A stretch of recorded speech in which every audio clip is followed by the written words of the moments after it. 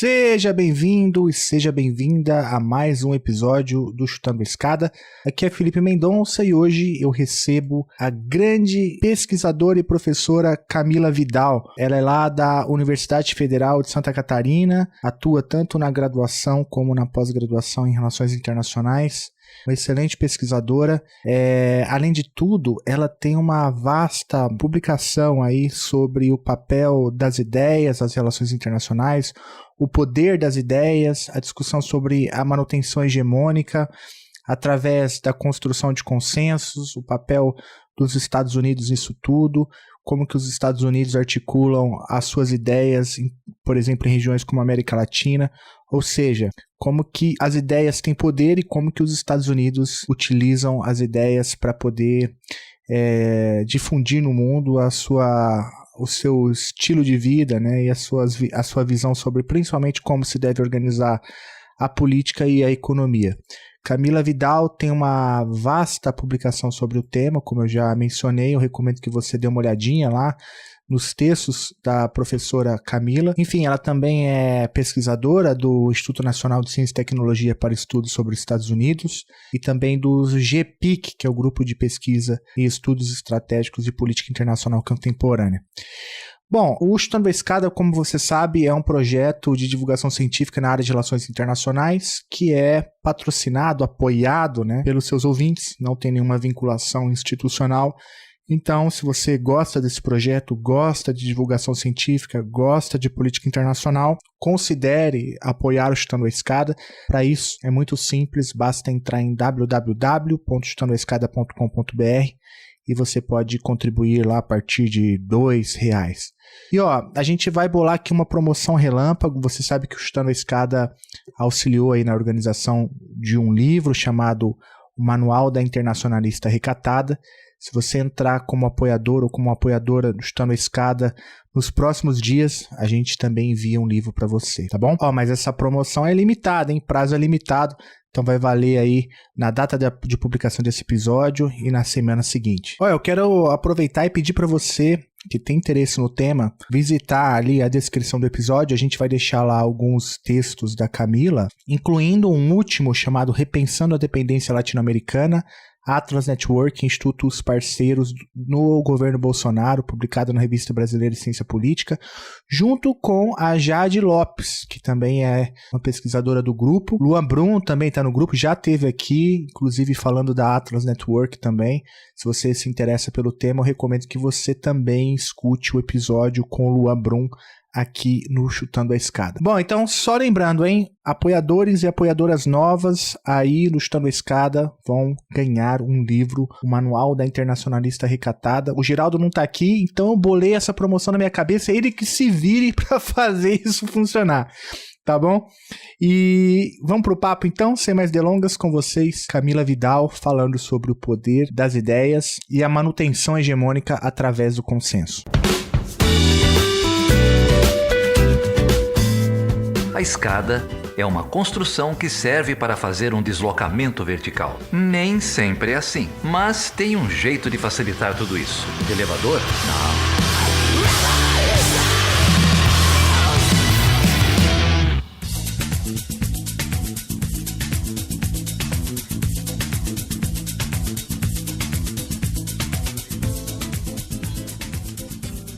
Grande Camila Vidal, olha só, muito obrigado por topar falar com a gente, é uma alegria enorme te receber aqui. Eu já queria ter te recebido antes, então a tua vinda aqui é quase que uma reparação histórica. É muito bom ter você aqui, dialogar com você. Além de tudo, eu sou leitor do que você escreve, eu acho tua pesquisa muito interessante. Então, valeu demais por você topar conversar com a gente. É uma alegria enorme te ter aqui. Nossa, eu que agradeço, Felipe. Um prazer mesmo estar aqui. É uma honra e uma super responsabilidade, né? Nesse podcast que, assim, que eu acompanho há tanto tempo e indico aos meus alunos, às minhas alunas. Então, é um prazer mesmo. Obrigada pelo convite. Camila, para a gente começar essa conversa, né, eu queria voltar do começo. A pergunta, ela pode até soar um pouco óbvia, né? A pergunta é, as ideias importam nas relações internacionais? Bom, é claro que por um leigo, né, pode ser que essa pergunta seja bastante simples, né, simplória até. Mas a gente sabe que nas relações internacionais, do ponto de vista, né, teórico e metodológico, há toda uma discussão sobre até que ponto as ideias são importantes para a compreensão das relações internacionais, ou seja, como as ideias influenciam, se é que influenciam, a forma como os estados e atores internacionais percebem, interpretam e moldam as suas políticas, as suas estratégias e as suas ações. Então a gente sabe que tem várias abordagens dentro da disciplina, que algumas destacam mais, outras destacam menos o papel que as ideias desempenham nas relações internacionais. Mas, enfim, para a gente poder entender um pouco a importância disso e por que se é importante falar dessa variável ou esse debate sobre o papel das ideias, eu queria te fazer então essa pergunta ainda bastante elementar, né? Na sua opinião, nas suas pesquisas, nos achados de pesquisa que você já encontrou aí nos seus artigos, como que você lida com o papel das ideias nas relações internacionais? Elas são importantes, não são? Como elas aparecem? Se é que aparecem? Dá para falar um pouquinho sobre isso? Claro, não, acho ótimo começar por aí. Veja, sim, as ideias importam, né? Acho que a gente começa por aí. Mas eu vou, acho que eu vou tentar colocar aqui um pouco como foi o meu caminho, tá? Como alguém purista das RI mesmo, né? Que fez graduação em Relações Internacionais e nunca mais saiu daí. Porque, veja, no meu mestrado, eu fui pesquisar sobre o conservadorismo nos Estados Unidos, né? No momento, assim, naquela época que a gente não falava, né, em conservadorismo aqui no Brasil, polarização aqui no Brasil, isso não existia. Então, eu que vinha de uma graduação de lá, né, sempre me interessei muito por toda essa agenda, assim, e principalmente pelo Partido Republicano, enfim, né? E fui estudando no meu mestrado sobre isso. E me impressionou, naquele momento, como que esse movimento conservador foi se organizando, foi se fortalecendo na sociedade civil, até chegar efetivamente na política, a partir de demandas próprias que foram, né, implementadas a partir de políticas públicas e depois a partir de um partido político, que foi o Partido Republicano, né, de um candidato que inicialmente foi Barry Goldwater, depois o Ronald Reagan. Então, assim, esse conservadorismo, enquanto mesmo assim uma visão de mundo, né, um conjunto de ideias, sempre me foi colocado como algo muito natural, universal, e nessa pesquisa eu fui vendo que esse não era o caso, né, que ocorria que determinados indivíduos conscientemente se organizaram, né, e foram financiados para educar, entre aspas, a sociedade civil, ou seja, para divulgar essas suas ideias. E foi um movimento extremamente exitoso, né? E continua sendo. Então, por exemplo, eu já vou chegar, né, onde que isso me leva e onde eu estou hoje, assim. Mas assim, então, por exemplo, na década de 50, nos Estados Unidos, a gente está falando pós-New Deal, né? A igreja nos Estados Unidos estava muito atrelada a demandas populares e reformas de base. Tá? Aliás, na própria América Latina a gente já via a força da teologia da libertação, né? Então, assim, o que é feito? Bom, um grupo de empresários, a partir de institutos liberais, se organiza para uma ofensiva contra esses pastores considerados de esquerda e, portanto, muito próximos ao comunismo, supostamente, e eles lançam uma cruzada, uma ideia de, é chamado, inclusive, de mobilização espiritual, tá? Eles vão arrecadar dinheiro, eles vão dar aulas para esses pastores, eles vão ensinar sobre o perigo desse tipo de luta social, a relação dessas lutas sociais com o comunismo e com a União Soviética, eles vão publicar livros, vão publicar artigos de intelectuais que defendiam essas ideias, é o caso do Mises, é o caso do Hayek, e vão distribuir para esses pastores, que por sua vez vão distribuir para os seus fiéis. Então, assim, já tiveram sucesso aí. Se o problema é porque o empresariado, naquele momento, o empresário está vendo seus lucros diminuírem por conta da ascensão, do fortalecimento dos sindicatos, que foi uma herança do New Deal, né? Portanto, aumento de salário, pagamento de horas extras, férias remuneradas, etc. Se faz o quê? Novamente, a gente vai trabalhar numa cruzada, né, de educação desses trabalhadores. Então, a GE, por exemplo, na época, a maior empresa empregatícia dos Estados Unidos, vai realizar uma campanha, entre aspas, porque vem deles mesmo essa ideia de reeducação política, para os quase 200 mil empregados, cerca de 192 mil, se eu não me engano, empregados que tinha naquele momento. Então, eles também vão distribuir obras desses autores, do Hayek, do Mises, vão dar aula para os empregados, para os seus empregados, vão, né, para os seus funcionários.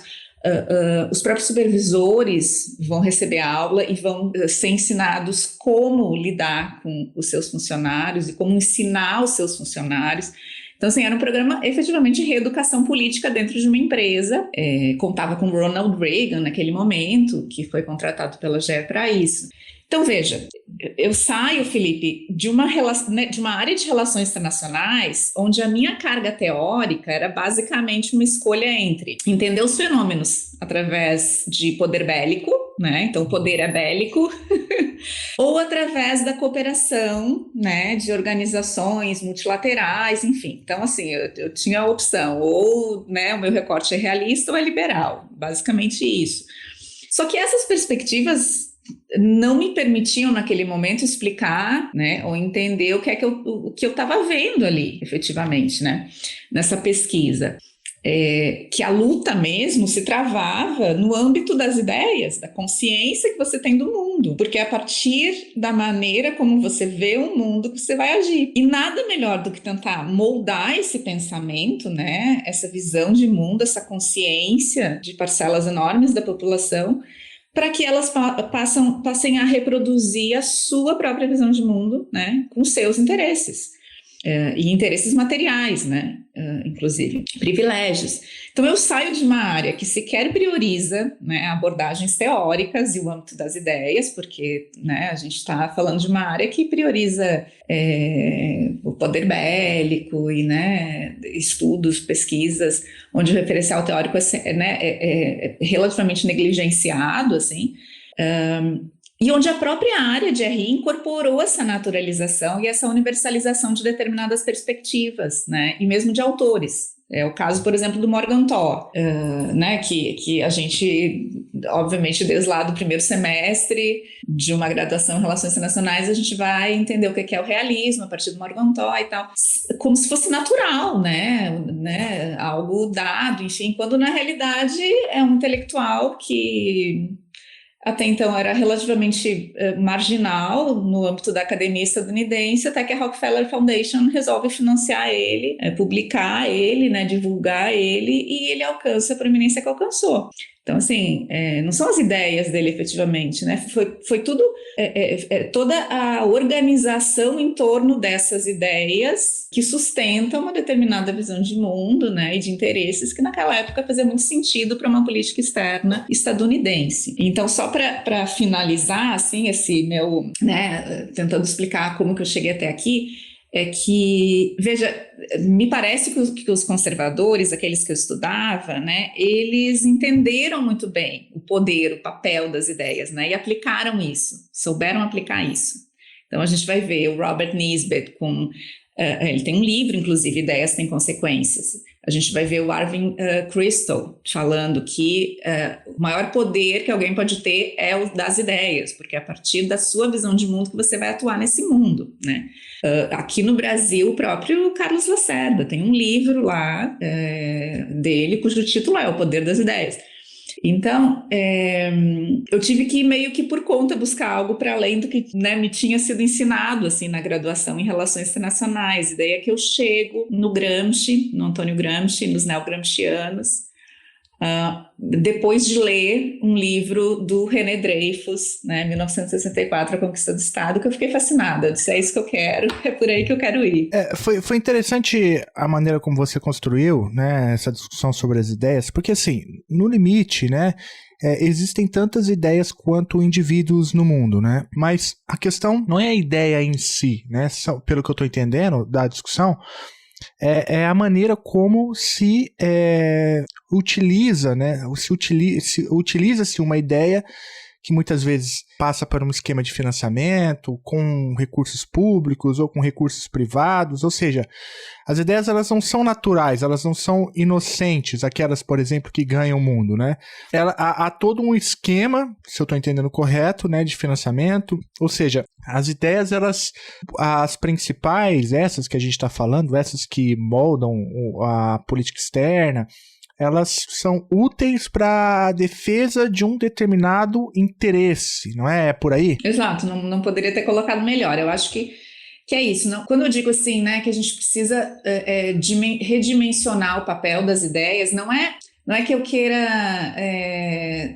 privilegiar a ideia em si, né? A teoria, a perspectiva em si. Eu quero que a gente possa analisar como que elas são formuladas, difundidas, propagadas e internalizadas, né? De maneira que a gente sequer tem a percepção, às vezes, internaliza de maneira tão natural que sequer a gente tem a dimensão ali de que essa visão de mundo, ela não me diz respeito ou ela me prejudica, né? E eu estou, na realidade, reproduzindo uma visão de mundo que não é minha, e que mantém privilégios e interesses de uma outra parcela da população, de uma outra classe, né, ou mesmo de um outro país, enfim. Então, eu acho que é por aí, é o uso interessado, sim, tu fosse assim, no ponto, né, é o uso interessado dessas ideias. Bom, e essa discussão do uso interessado das ideias, eu acho que tem uma perspectiva teórica, inclusive, que você usa muito bem nas tuas pesquisas, né, que é justamente a contribuição neo-gramsciana, né, para o debate, né? Tem uma galera aí das relações internacionais que usa bastante e que justamente parte dessa perspectiva, né, de que as ideias sim importam, a construção dos consensos, né, dentro dessa lógica interessada das ideias, né, e que tem toda uma construção teórica por trás disso, né, que tem, como eu disse, por origem a discussão do Gramsci, e se você pudesse falar um pouquinho disso pra gente, eu acho importante até pra gente entender mesmo. Também um pouco da tua assim, base teórica e metodológica. Tentando ser bem didática, assim, para um público que talvez não esteja tão inserido dentro, né, dessa perspectiva, mas assim, a ideia é que uma classe social, ela vai tentar manter, né, os seus privilégios, portanto, defender os seus interesses, né, principalmente materiais, enfim, a sua posição de domínio a partir de duas formas, tá? Então, vai tentar manter essa hegemonia, né, no caso de uma classe dominante, a partir de duas formas, ou por coerção ou por consentimento, né, ou consenso. Então, assim, a coerção é daquela forma violenta, né? Assim, violenta que eu digo, violenta não é um bom uso, porque o consenso também é violento, se não mais. Mas é aquela dimensão que a gente consegue perceber, né? A coerção, ela está lá, é uma intervenção militar, é uma sanção, assim, a gente consegue identificar. Já o consentimento é aquela estratégia extremamente efetiva, muito eficaz, né, e muito menos custosa, que é fazer com que seus interesses sejam de tal forma universalizados e impregnados mesmo na outra parcela da população para que eles próprios reproduzam isso, né, consintam com esse domínio.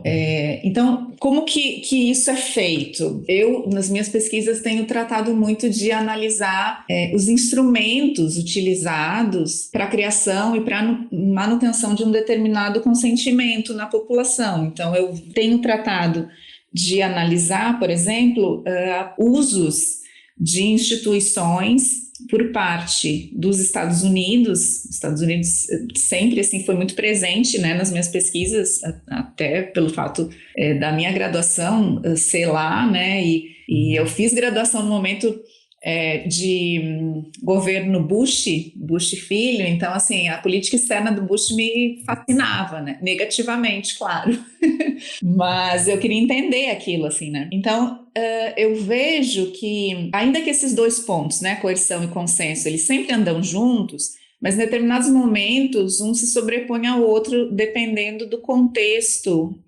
social, político, econômico, né, internacional, enfim. Então, enquanto que na Guerra Fria, por exemplo, era muito mais fácil os Estados Unidos se utilizar de coerção para desestabilizar governos considerados não submissos aos seus interesses, né, minimamente progressistas, enfim. Era fácil porque se tinha ali um inimigo, que era o comunismo, que era a União Soviética, então contra ele vale tudo, inclusive intervenções militares, né? Então a coerção era dada, né, nessa política externa.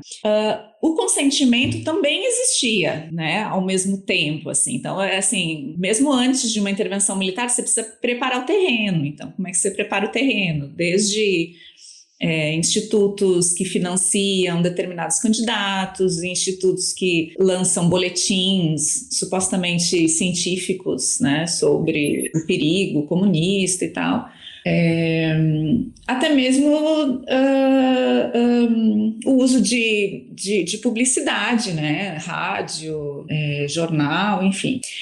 Mas no fim no fim da Guerra Fria, agora que a gente não tem mais, né, aquele perigo comunista como tinha na Guerra Fria, né, aquela necessidade de contenção da União Soviética, os mecanismos eles têm que agora se pautar um pouco mais, né, com mais afinco na dimensão do consentimento mesmo. E daí o uso de uma série de instituições que são criadas, né, ou pelo governo dos Estados Unidos, ou que são financiadas pelo governo dos Estados Unidos e que fazem esse papel, assim, né, de difundir, de divulgar, de introjetar na América Latina uma determinada visão de mundo, determinadas ideias estão lá para manter, né, dos Estados Unidos e mais especificamente dessa classe dominante, né, estadunidense e local também. Bom, então a gente entendeu mais ou menos historicamente como a coisa funciona, né? Durante a Guerra Fria havia preocupação que a gente sabe muito bem, né, da política externa dos Estados Unidos, de conter que eles achavam como um avanço do comunismo, né? Então havia uma dimensão da política externa americana, né, de convencimento, principalmente dos seus aliados, ali, do seu entorno estratégico, de que a democracia liberal, de que a economia de mercado eram mais eficientes do que o que eles achavam, né, e chamavam de ideologias exóticas da União Soviética e assim por diante. Com o fim da Guerra Fria, a luta contra o comunismo perde um pouco o sentido e aí essas instituições que você citou passam a operar no sentido de também agora de difusão talvez desse neoliberalismo hard, né?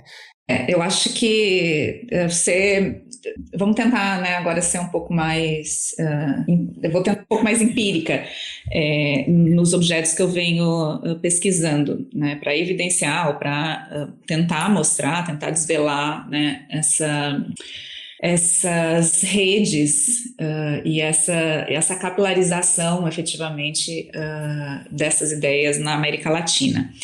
Mas, assim, grosso modo, né, são interesses, são ideias que visam a manutenção de domínio, né? Então, assim, a gente está falando de um modelo neoliberal, né, um modelo neoliberal que, obviamente, não abrange só a economia, mas para trazer aqui o Dardot e o Laval é uma razão de mundo, né? E aí cabe muita coisa, desde como que o Estado tem que gerir as finanças, né? Como que determinadas instituições, né, públicas podem ser vistas como um atraso, um entulho para o Estado, desse modelo neoliberal mais amplo, assim, né, que de fato organiza como que o Estado tem que atuar, né, então, desde dessa perspectiva do que tipo de instituição que o Estado né, tem que promover, bem na lógica mesmo de Estado enquanto empresa, enquanto, né, entidade que tem que gerar lucro, então tem que gastar menos do que recebe, mas também perspectivas masculinas e mesmo religiosas. Então, assim, não é à toa que o neoliberalismo ele está associado a um determinado uso da religião, né? E por isso aquela minha fala anterior, que eu falei daquela cruzada espiritual, né? A mobilização espiritual que foi feita. Além disso, é um modelo também que a gente pode ver ali características masculinas, né? O neoliberalismo é pensar o Estado a partir de características como racionalidade, né? Então, assim, a dimensão da empatia ou a dimensão da subjetividade ou da compaixão não tem espaço. Isso seria um estado de bem-estar social, um estado babá, um estado mulher, né? Então, eu diria assim que são visões de mundo que são difundidas, né, instrumentalizadas para a manutenção de uma posição de domínio já estabelecida. E o neoliberalismo, de fato, assim, eu acho que é o que congrega, né, todas essas facetas, assim. Mas uma outra questão que eu acho importante mencionar, que eu acabei não mencionando antes, é como que na utilização dessas instituições, tá, para a difusão, para a divulgação dessas ideias, né, e de manutenção hegemônica, de manutenção desse domínio, existe uma dimensão educativa, né, e daí a gente pode ver aí claramente, eu pelo menos, né, vejo assim, a subalternidade sendo colocada ali, né? Ou seja, eu sou professor, então eu estou aqui para educar essa sociedade que não soube se educar ou não tem a educação necessária, cabe a mim, enquanto alguém ou algo superior, fazer essa educação. Então, assim, não à toa essas instituições, a missão delas, a todo momento você vai ver, assim, educação cívica, missão de educação econômica, uma missão, às vezes é só educacional, tá? Então, assim, o caso do CIP é missão de educação econômica, tá lá, educação. O caso do NED é educação cívica, tá lá, ensinar o que é o que é uma democracia, ensinar o que é que características vocês têm que ter para ser uma democracia aos moldes estadunidenses. Então, a Atlas, né, também educação econômica. Então, assim, essa dimensão da educação, para mim, é muito emblemático também dessa tentativa de manutenção hegemônica e de domínio, né? Retratando também um pouco o que o Arturo Jauretti chama de colonização pedagógica, né? Ou seja, um tipo de domínio estabelecido, mas que se coloca num papel ali, efetivamente, professor e aluno. Então, estou desempenhando esse papel virtuoso, moral, né, que é o de um professor para com os seus alunos. No caso, a gente está falando, né, dos Estados Unidos com relação à América Latina. Camila, você citou aí algumas instituições, né, o NED, o CIP, também talvez a USAID a gente pode colocar nesse pacotão aí. Se você pudesse falar um pouquinho para a gente sobre essas instituições, o papel dela na difusão dessas ideias, a própria Atlas, né, Network também, como a gente já discutiu aqui no Estando.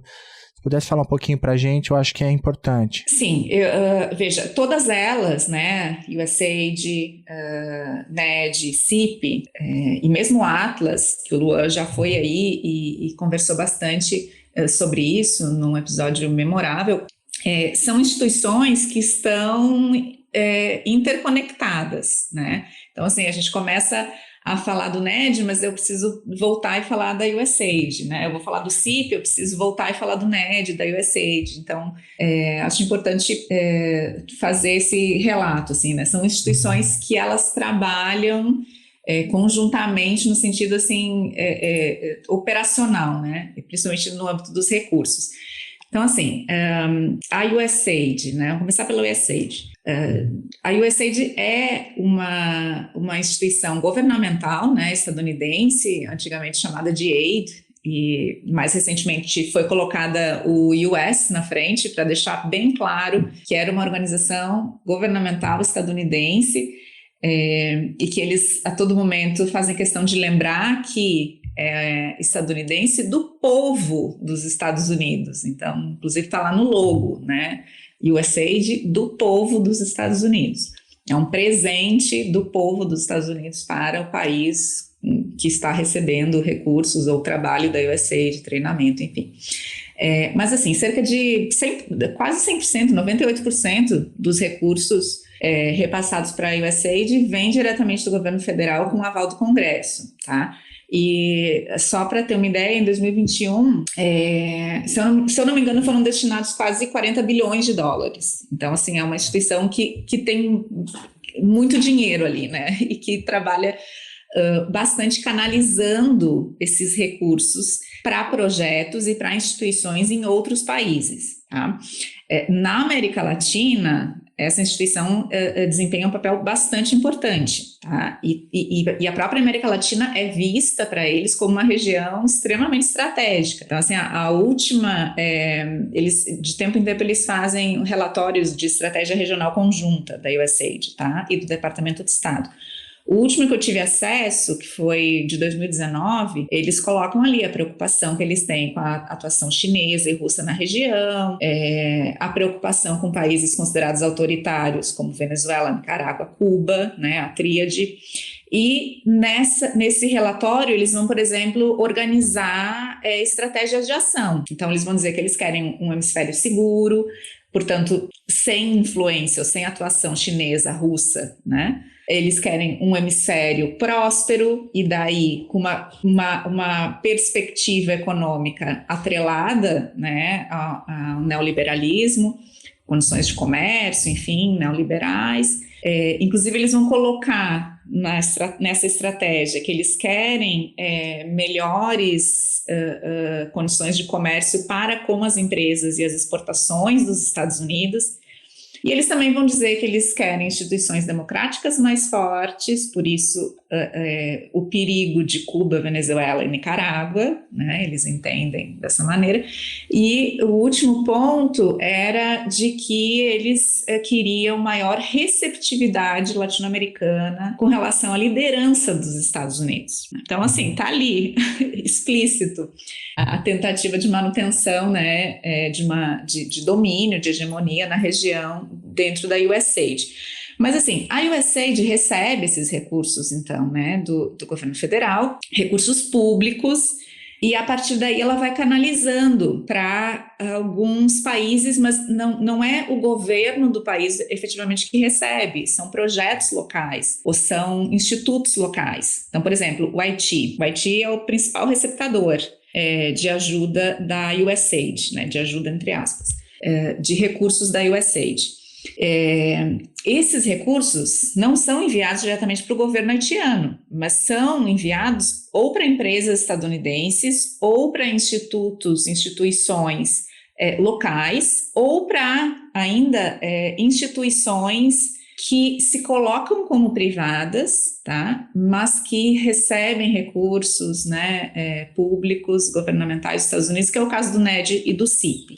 E daí lá nesses países esses institutos vão agir fazendo todo esse trabalho, né, de promoção de uma determinada ideia de democracia, de uma determinada ideia de livre mercado. O NED, por exemplo, promove essa ideia, né, assim, formalmente é uma instituição criada para a promoção da democracia, tá?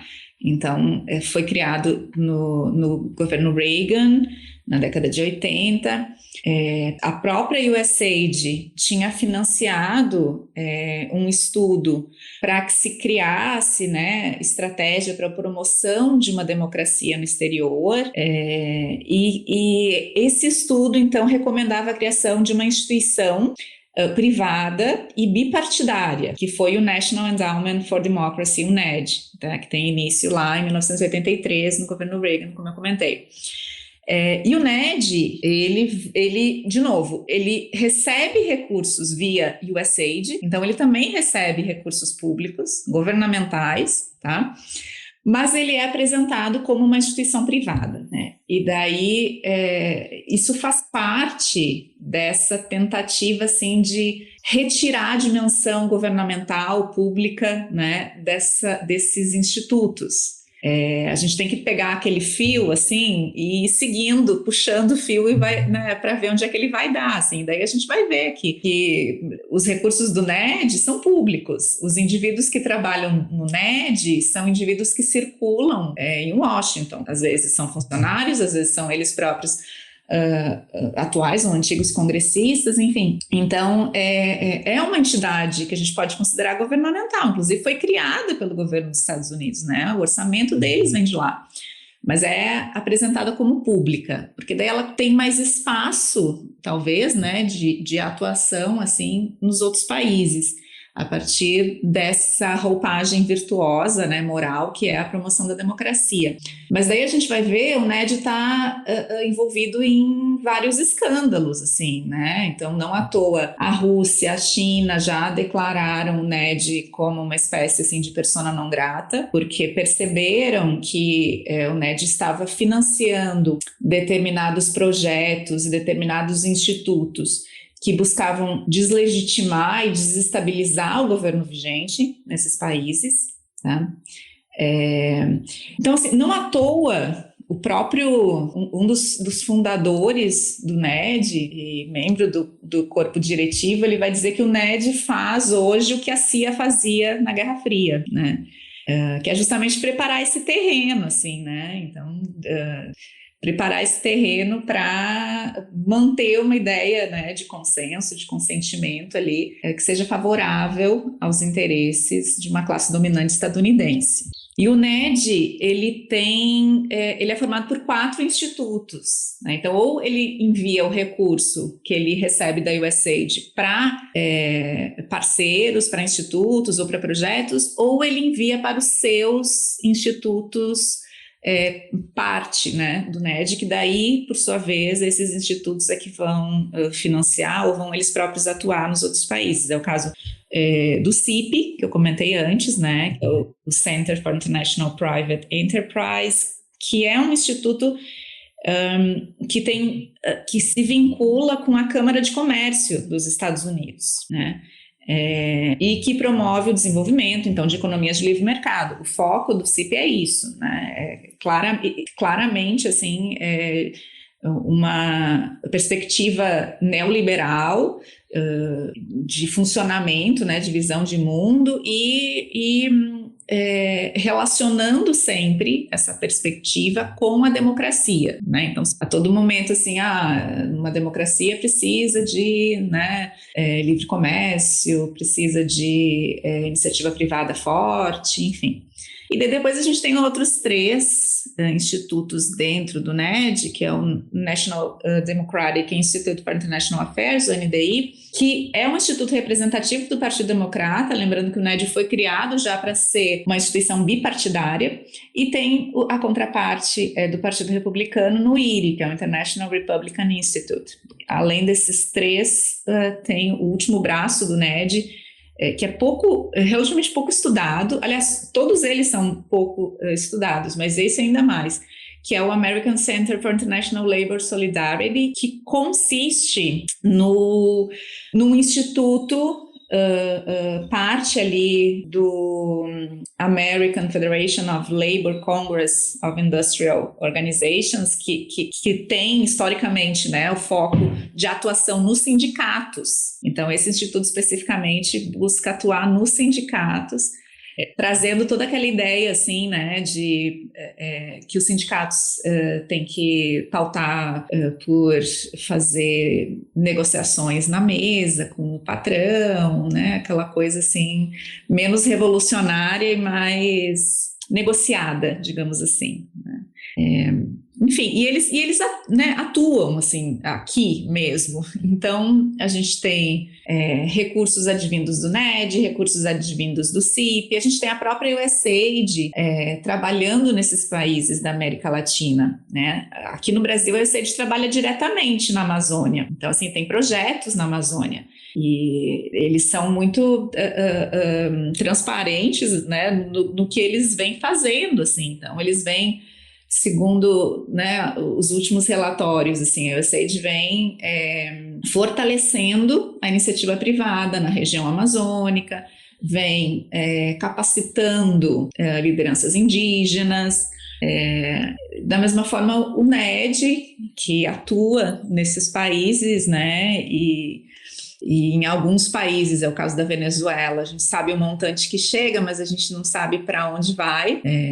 Então, mas a gente sabe que tem ligações com movimentos e instituições contrárias, né, ao atual governo e antes ao Chávez. E o CIP da mesma forma, assim, né, atuando para fortalecer a iniciativa privada e para formar lideranças que depois possam assumir cargos na política, no governo, né? Então, o trabalho deles é muito esse também, né? De treinar lideranças que depois vão acessar o governo e implementar lá essas mudanças e essas políticas que eles estão promovendo. O Chutando a Escada conta com apoio financeiro dos seus ouvintes. Para saber mais, acesse chutandoaescada.com.br/apoio.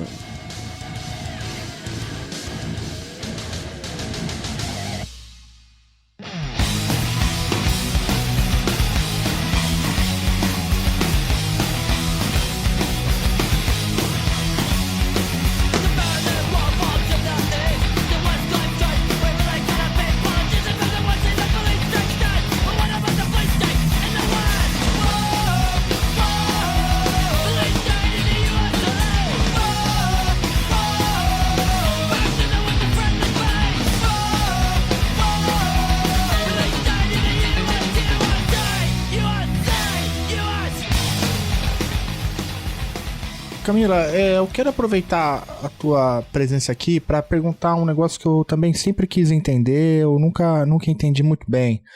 Até isso aparece também nas tuas pesquisas, né? Que é justamente essa confusão entre o que é público e o que é privado, principalmente quando a gente olha para o NED, para o CIP e para as USAID, né? E, inclusive para a Atlas Network, porque às vezes o dinheiro corre como se, a partir do público, né? Mas de repente está defendendo um interesse que é privado, e às vezes o contrário também ocorre, né? É um dinheiro que aparentemente parece que é privado, mas está atrelado a uma ideologia de um determinado governo, de um determinado estado. Ou seja, essa relação entre o que é dinheiro público, o que é dinheiro privado, o que é interesse público, o que é interesse privado, às vezes eu acho que há uma intersecção entre essas coisas, né? E talvez, e aí eu te pergunto isso, né? Como que essa relação se dá e se de fato a coisa é feita para ser assim mesmo, né? Para não ser muito bem claro, para não ser rastreável, até para aumentar talvez a penetração desses grupos e dessas ideias em outros países. Mas, enfim, como que você explica, então, essa relação entre o público e o privado dentro disso tudo que a gente já falou? Eu acho que, sim, são alguns pontos que a gente precisaria lembrar, assim. Primeiro, começando por esse último ponto, né, do público versus privado. O que a gente percebe é que todos esses institutos, eles recebem financiamento público, então dinheiro do contribuinte, né, nos Estados Unidos. Mesmo a Atlas, que é esse núcleo de onde recursos vão sair para os seus parceiros e treinamento também são feitos nos seus parceiros. A Atlas também recebe recurso público, né? Então, todos esses institutos recebem recursos que são públicos, vêm do contribuinte estadunidense, né? E desempenham ali uma função atrelada à manutenção de interesses que são privados. Estão ali defendendo, por exemplo, flexibilização das leis trabalhistas, que obviamente quem lucra com isso é o empresariado, né? É o empresário. Então, assim, são interesses privados, não são públicos. O interesse é privado, o recurso é público. Só que esse interesse privado, ele é vendido como algo bom para todo mundo, ou seja, como algo público, no sentido de que faz bem para todo mundo, é bom para todo mundo, vai gerar mais emprego no âmbito da flexibilização das leis trabalhistas, por exemplo. Quando, na realidade, se tem ali um interesse muito específico de uma classe dominante que quer, com a flexibilização dessas leis trabalhistas, auferir maiores lucros, tá? Então, esse ponto eu acho importante porque, assim, a gente está falando de instituições que a todo momento estão defendendo, né, e promovendo uma ideia de livre mercado, de iniciativa privada, mas que operam com recursos públicos, do contribuinte. E que são instituições que elas vão canalizando esses recursos de uma para outra, né? No sentido de que a gente, num determinado momento, perde a dimensão daquele recurso que é público. A gente passa a entender que é privado mesmo. Então, assim, quando eu falo em CIP, ninguém tem noção, né? Assim, poucas pessoas têm noção de que o CIP é uma instituição que recebe recurso público. Por quê? Porque vem do NED, e o NED recebe da onde? Da USAID, que recebe da onde? Bom, a partir da aprovação do Congresso, a partir do Departamento de Estado. Então, esses canais, eles estão lá também para isso, para a gente perder a referência do público, para a gente privatizar, né, esse recurso lá no fim da cadeia. Então, não à toa, o Nicolas Guillot, por exemplo, que é um autor que eu recomendo muito, gosto muito, ele vai dizer que a impressão que se tem é que essas várias instituições que formam essa cadeia de recursos, elas estão lá para dar uma filtrada nesses recursos, de modo que quando ele entra, ele é público, quando ele sai, ele já virou privado, porque ninguém vai pegar aquele fio e ir puxando, né, para ver até de onde ele vem. Então, essa é uma característica importante, né? Não à toa são instituições que são capilarizadas, né? Que se colocam na sociedade, que se colocam como instituições, às vezes, locais, que estão lá para desempenhar um papel ali importante para a sociedade, levando expertise, levando conhecimento, né? E educando essa sociedade. Então, tem um segundo aspecto que eu acho importante mencionar, que é o aspecto, assim, do intelectual ali, né? Não à toa a gente chama de institutos, né? Ou think tanks, porque tem toda uma dimensão ali de um centro que pensa, que educa, que pensa e que busca refletir acerca dos problemas da sociedade e das soluções. Então, vão ter indivíduos que trabalham ali, que vão exercer esse papel de intelectual orgânico mesmo, que vão, inclusive, se pautar na mídia, vão fazer artigos, vão divulgar a partir de cursos, de treinamento, de fóruns, é o Fórum da Liberdade, por exemplo, né, considerado o maior fórum neoliberal da América Latina, é um dos maiores do mundo. Então tem esse caráter assim, supostamente intelectualizado, onde as pessoas olham para lá e, bom, olha só, né, essa informação veio de um instituto, não veio de qualquer um, né, tem um caráter assim. E um terceiro ponto, né, é que essa sectarização, né, essa pulverização, digamos assim, de instituições, elas operam de modo que a gente não consiga efetivamente perceber a dimensão da intervenção ou, né, da atuação desses institutos, dessas instituições para a sua manutenção hegemônica, né? Elas estão tão presentes assim, né, no nível local e tão pulverizadas e tão capilarizadas que a gente sequer consegue perceber que a gente sofre nesse processo de criação, de manutenção de um consentimento, né, de consensos, assim. E daí eu entro nesse ponto, porque quando a gente fala em coerção, por isso que no início eu falei, né, violência acho que não é a palavra ideal, porque quando a gente fala em coerção, a gente imediatamente pensa em agressão, em violência, né? Agora, consentimento, a criação e manutenção de determinados consentimentos, né, na sociedade civil, ela é em si uma violência. E é uma violência que a gente não consegue verificar, ver ela e, portanto, combater ela, né? O que pode ser lido, às vezes, como ainda mais violento, porque eu não consigo sequer combater, eu não consigo identificar como violência, eu não consigo ver a violência, né? Não tenho ali o meu inimigo para lutar contra, né? Então, alguns autores vão dizer isso, assim, né? O grau de violência tamanha justamente porque a gente não consegue sequer combatê-la, sequer ver, perceber que ela está ali, né? Camila, essa ideia que você traz, né, das ideias e desses consensos como violência, né, eu acho muito importante, né? E às vezes a gente discute, enfim, estamos discutindo NED, CIP, né? E parece que está tão distante de nós, mas só para o ouvinte ter uma ideia, talvez aqui eu vou fazer um paralelo, forçar um pouco a mão, mas eu acho importante. Isso acontece muito em relações abusivas, por exemplo, talvez o ouvinte ou a ouvinte que nos escuta agora esteja numa relação abusiva, né? E muitas vezes o abusador, ele não usa, né, da violência física o tempo todo. Às vezes, sim, muitas vezes, inclusive, mas muitas vezes a violência ela se dá, enfim, por um conjunto de ideias que faz, inclusive, com que essa pessoa permaneça, né, numa relação abusiva, sem muitas vezes perceber.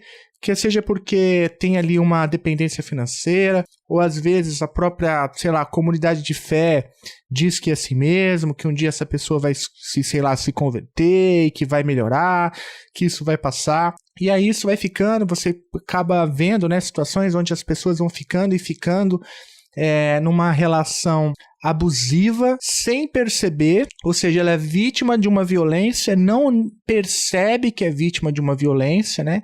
E acha que é assim, que, sei lá, a relação conjugal tem que ser assim mesmo, porque Deus quis assim, ou porque é assim, porque tem que ser assim, e fica com medo de ser julgado, talvez na sua vizinhança, na sua família, na sua comunidade de fé.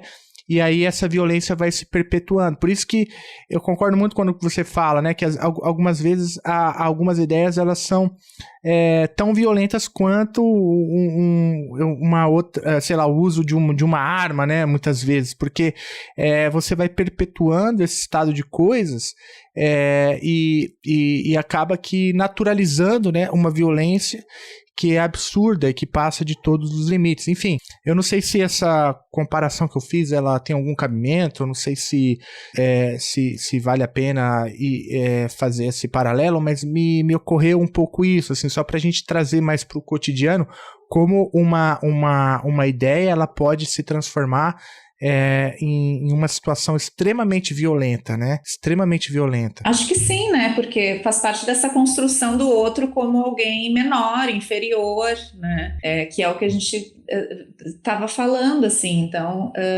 acredito que sim. E daí, nesse âmbito, assim, neogramsciano, toda a ideia da educação, da ajuda, né? Então, acho que isso também vai um pouco ao encontro da relação que tu fizesse agora, né? Então, por ser alguém que está colocado num papel inferior e o outro numa posição de domínio, né? Ele se veste com essa roupagem moral, assim, de ajuda ou de virtuoso, assim, de ser alguém que vai efetivamente te conduzir, assim, né, enfim, daí a dimensão toda do domínio acho que tá posta, né, ali.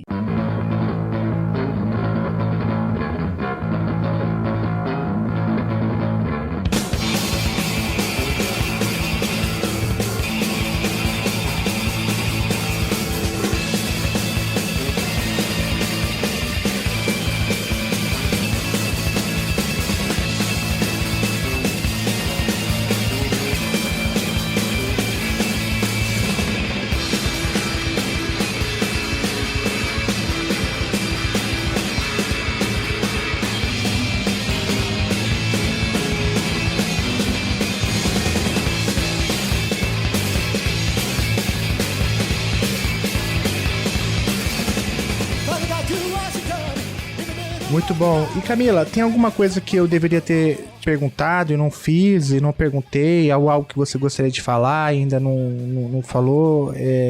Algo que você gostaria de acrescentar? Eu queria só comentar, assim, como que no momento em que a gente consegue, né, desvelar essas redes, efetivamente, né, a gente vai se aproximando, né, de perspectivas, assim, de visões de mundo, de abordagens teóricas que são mais críticas com relação às perspectivas e abordagens teóricas basilares das relações internacionais, né? Então eu finalizaria assim propondo que a gente tentasse fazer essas leituras, né, da nossa realidade, enfim, com lentes efetivamente mais críticas, mais complexas, que evidenciem esse emaranhado, né, que está por trás e que é invisível às vezes, mas que nem por isso é inocente ou é menos violento, né? Pelo contrário. Camila, olha, muito obrigado pelo teu tempo, muito obrigado por topar conversar comigo. Eu acho que a tua pesquisa lá é extremamente importante, né? Essa discussão sobre o papel das ideias na manutenção hegemônica através da construção desses consensos, né? Como que a política externa estadunidense usou e ainda usa, né, desses instrumentos para poder difundir ideias e valores na América Latina durante a Guerra Fria, no pós-Guerra Fria. Eu acho que essa é uma agenda de pesquisa que tem muito a contribuir com as relações internacionais, né? Que também quebra um pouco essa ideia tradicional que ancora, enfim, todas as análises nesse estadocentrismo. E eu acho que vale muito a pena também a contribuição neogramsciana para essa discussão sobre manutenção hegemônica e o poder das ideias. Eu sei que o teu tempo aí é curto, né? E eu queria agradecer imensamente o seu tempo. É muito bom trocar ideias com pesquisadoras tão generosas e competentes como você. E também eu queria fazer um agradecimento que eu não fiz no início do episódio, que é aos seus 2 filhos, né? Como eles chamam? Do Arthur e do Davi. Ao Arthur e ao Davi, que cederam a mãe para poder conversar aqui um pouquinho com a gente. Então, Arthur e Davi, muito obrigado. Talvez no futuro vocês escutem isso, quem sabe. Então fica aqui meu agradecimento no ar a vocês dois, grande Arthur, grande Davi, pela concessão que fizeram ao Chutando a Escada, permitindo que a mãe de vocês gravasse agora em horário tão atípico, né? Então, muito obrigado, Arthur. Muito obrigado, Davi. Camila, adorei conversar com você. Muito obrigado. E olha só, espero que o nosso próximo encontro seja presencial e chega de encontros online. Poxa, eu que agradeço, Felipe. Um prazer mesmo e uma honra estar aqui. Bom, a recíproca é verdadeira, mas né, quero dizer que foi um convite assim, que eu aceitei com muito carinho e espero ter contribuído de alguma forma, tá? Obrigada mais uma vez.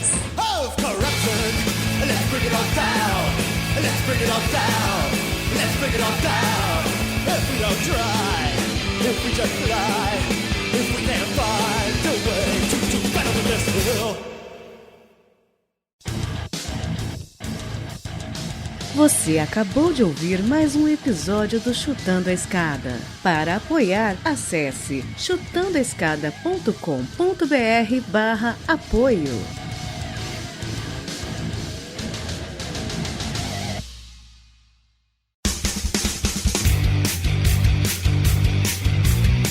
Cortes, edição de podcast.